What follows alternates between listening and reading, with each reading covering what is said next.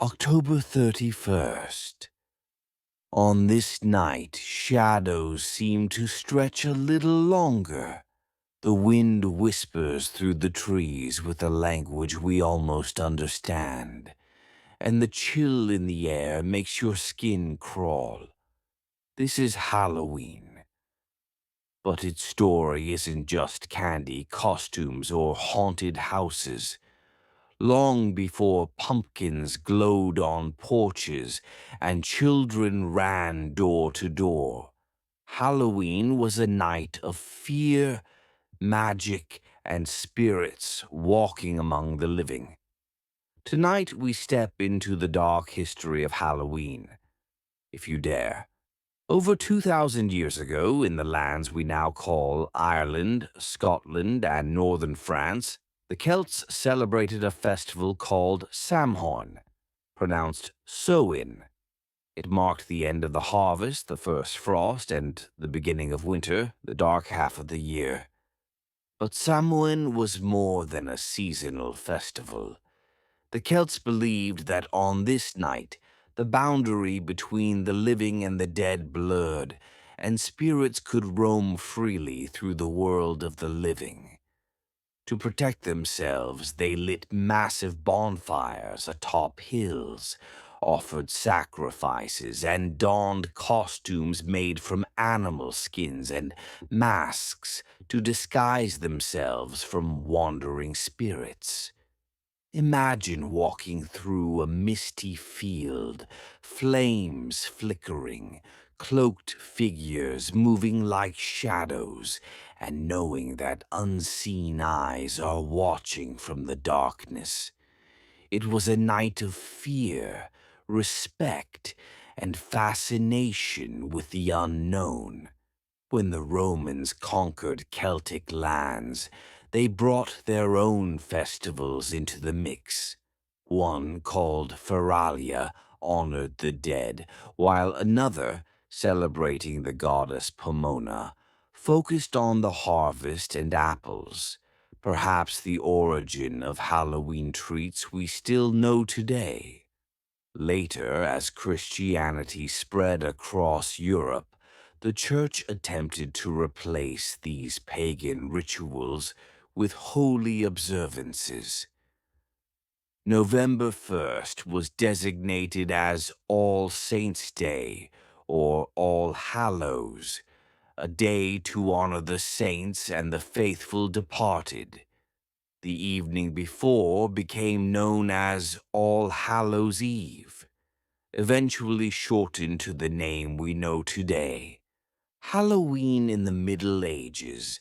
Halloween became a night steeped in superstition and fear. Black cats prowled villages, thought to be witches, familiars. People carved grotesque faces into turnips and beets to scare away wandering spirits, early jack-o'-lanterns. It was also a night of divination and magic. Young women performed eerie rituals by candlelight, hoping to glimpse the face of their future husband in the shadows. Ghost stories whispered near fires spoke of restless spirits and misfortune. Halloween was no longer just a festival. It was a night when the veil between life and death was thin, and the unknown seemed terrifyingly close. In the 19th century, Irish and Scottish immigrants brought Halloween traditions to the New World. The old customs of mumming and zooling, going door to door for treats in exchange for prayers for the dead, evolved into the trick-or-treating we know today. Native pumpkins replaced the turnip, and the glowing jack-o'-lantern became a staple of the holiday. Yet mischief still lingered. Mischief Night was filled with pranks, broken fences, and eerie tricks on neighbors. Halloween had transformed, but it never lost its sense of the otherworldly. the unsettling, the uncanny.